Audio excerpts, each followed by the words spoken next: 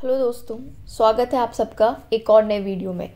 आपके लिए एक नया वीडियो हम लेकर आए हैं। आज ही के दिन 6 अगस्त को हिरोशिमा में अमेरिका द्वारा जो परमाणु बम द्वारा हमला किया गया था और 9 अगस्त को नागासाकी में परमाणु हमला किया गया था, उसके बारे में जानेंगे। इसके इम्पॉर्टेंट फैक्ट्स के बारे में, हमला क्यों किया गया था, इन्हीं शहरों पर क्यों किया गया था, क्या रणनीति थी, द्वितीय विश्व युद्ध उस दौरान चल रहा था, सारी चीज़ों को हम समझेंगे बहुत ही शॉर्ट पॉइंट्स में। तो पूरी वीडियो में एंड तक ज़रूर बने रहिएगा इसके बारे में जानने के लिए। तो बात है 6 अगस्त 1945 की, ठीक है। उस दौरान चल रहा था सेकेंड वर्ल्ड वॉर और सेकेंड वर्ल्ड वॉर 1939 से स्टार्ट हो गया था। काफ़ी देशों में झड़प आपस में चल रही थी। अमेरिका और जापान की आपस में काफ़ी तनातनी चल रही थी। जापान काफ़ी हद तक पीछे था अमेरिका से, लेकिन वो समर्पण नहीं करना चाहता था। जापान पीछे नहीं हटना चाहता था। अमेरिका में उस समय तक परमाणु बम तैयार हो गया था। तो उस समय अमेरिका के जो प्रेसिडेंट थे हैरी ट्रूमन, उन्हें अब ये फैसला करना था कि जापान अपनी हार नहीं मान रहा है, घुटने नहीं टेक रहा है, तो अब मुझे क्या डिसीजन लेना है, किस तरह से जापान को धूल चटानी है और पीछे करना है। उन पर ये फैसला था। तो उन्होंने एक फैसला लिया, बहुत कठिन फैसला लिया और सारी दुनिया को तबाह कर देने वाला और मानवता पर एक बहुत बड़ा कलंक लगाने वाला फैसला जो है वो उन्होंने लिया। 6 अगस्त 1945 को लगभग सुबह 8 बजे ये परमाणु बम जापान के हिरोशिमा शहर पर छोड़ा गया। अब बात ये आती है कि हिरोशिमा शहर को ही क्यों चुना गया। पहली चीज़ तो ये है कि हिरोशिमा में कोई सांस्कृतिक शहर, एक हिरोशिमा जापान का कोई सांस्कृतिक शहर नहीं था। तो वहाँ की जो धरोहर है या वहाँ की जो चीज़ें हैं उनके लिए वो नहीं जाना चाहता, इसलिए उन्होंने सोचा कि सांस्कृतिक शहर नहीं है, इसी पर हमला किया जाए। दूसरे और कई कारण थे हिरोशिमा पर ही हमला करने के। सैन्य उत्पाद जो थे जापान के, जो सेना थी, जो हेडक्वार्टर्स थे सेना के, वो कहाँ पर मौजूद थे? हिरोशिमा में। तो अमेरिका ने यही सब प्लान करके, यही सोचकर कि सैन्य जगह को ही अगर हम तबाह कर देंगे, हथियारों को ही तबाह कर देंगे, तो फिर जापान किस तरह से लड़ाई कर पाएगा।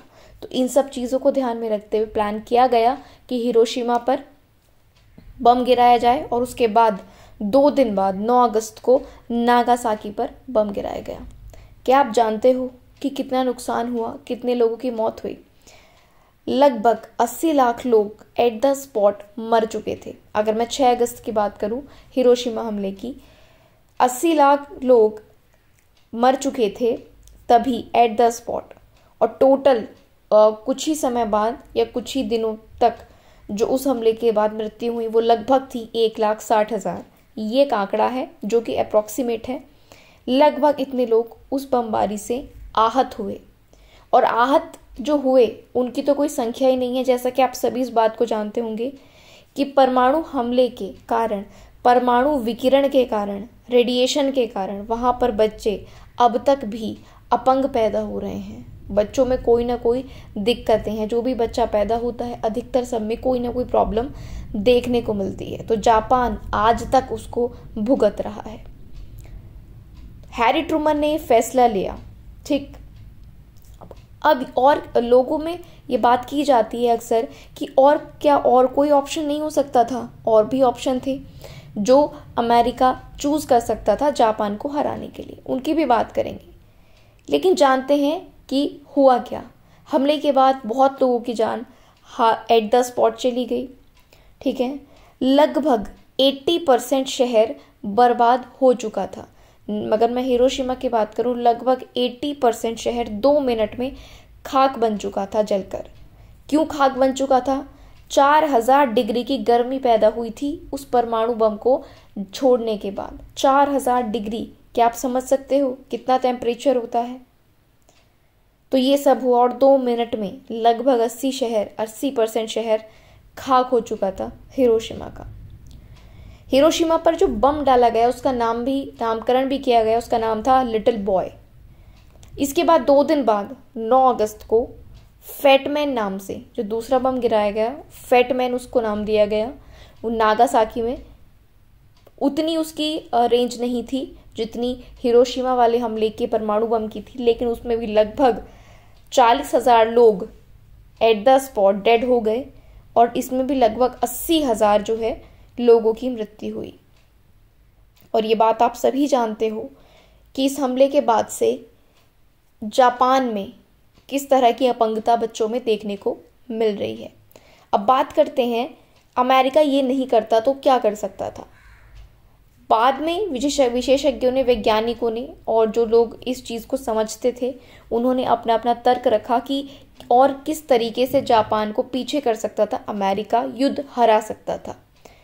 जापान के जो खाली इलाके थे जहाँ पर लोग नहीं रह रहे थे, वहाँ पर हमला करके जापान को डराया जा सकता था, या फिर कहीं और ज़मीनी हमला करके, या फिर जो जापान के द्वीप थे वहाँ पर हमला किया जा सकता था बम द्वारा, जिससे जापान पीछे हट जाता। लेकिन इतना बड़ा फैसला उस टाइम के अमेरिकन प्रेसिडेंट ने लिया, इससे सारी मानव जाति आहत हुई, क्योंकि बहुत लोगों की सिर्फ जान ही नहीं गई, पूरा शहर बर्बाद हो गया।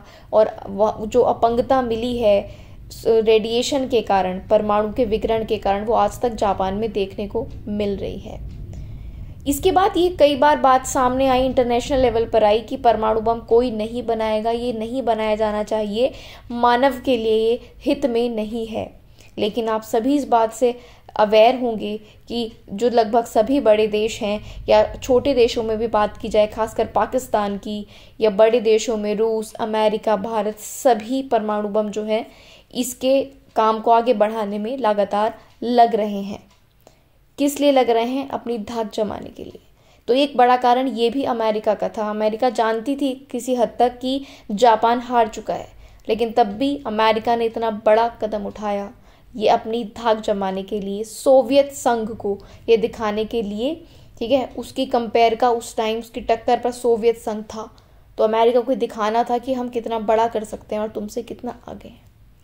तो ये कहानी थी 6 अगस्त 1945 एंड 9 अगस्त 1945 की हिरोशिमा और नागासाकी की। इसको मैं आपके साथ शेयर करना चाहती थी, क्योंकि बहुत लोगों को क्या हुआ था, क्यों हुआ था, ये सबको पता है कि 6 अगस्त को, 9 अगस्त को ये हुआ था, लेकिन क्यों हुआ था, इसके पीछे क्या कारण था, ये बहुत लोगों को नहीं पता है। मुझे लगता है अगर आप इस फील्ड में हैं, इस जनरेशन में हैं, तो आपको ये बातें पता होनी चाहिए, चाहे आप एक नॉर्मल व्यक्ति हैं या फिर कोई स्टूडेंट है। आज की वीडियो में इतना ही रखते हैं। उम्मीद है आपको इन्फॉर्मेशन अच्छी लगी होगी। अच्छी लगी है तो चैनल को सब्सक्राइब कर लें, वीडियो को लाइक कर दें और शेयर ज़रूर कर दें। जहाँ पर भी हैं हमको फॉलो आप ज़रूर करें ऐसी ही और वीडियोज़ के लिए। Thank you.